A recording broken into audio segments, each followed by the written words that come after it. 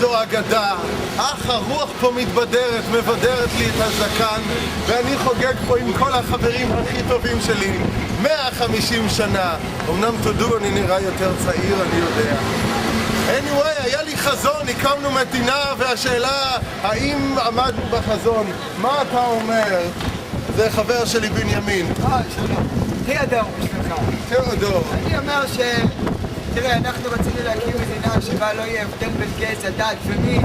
יהיה שוויון בכל אדם באשר הוא. ומה יצא לנו פה? מכבדים פה אחד את השני קצת.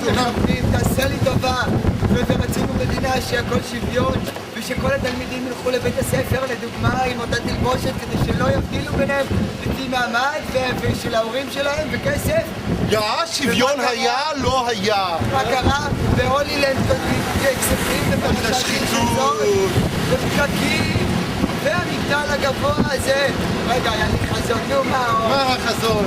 החזון שלי היה שתהיה מדינה עם כלל אזרחיה כזאת יפה וגדולה עם מהכל שוויון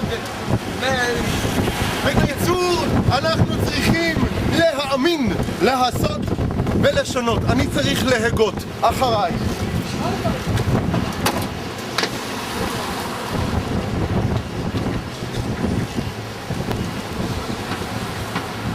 זהו, הגית? הגיתי, אתה רוצה להגות גם? יאללה, גם עכשיו הוא הוגה.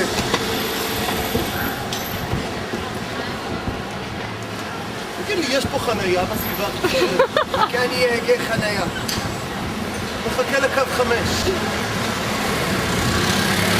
הגיתי חנייה, אבל ראיתי רק אדום לבן. אדום לבן זה לא טוב. טוב, תודה רבה. משהו היסטורי. חברים, זה תמונה. להתקרב.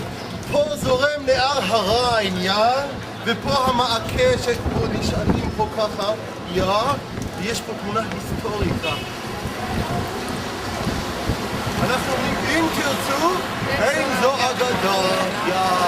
יש תמונה? אני הסתובבתי עם אח שלי בחוץ בסלון, הם עברו דירה עכשיו, בסלון, אבל כל הגירויים האלה מאוד...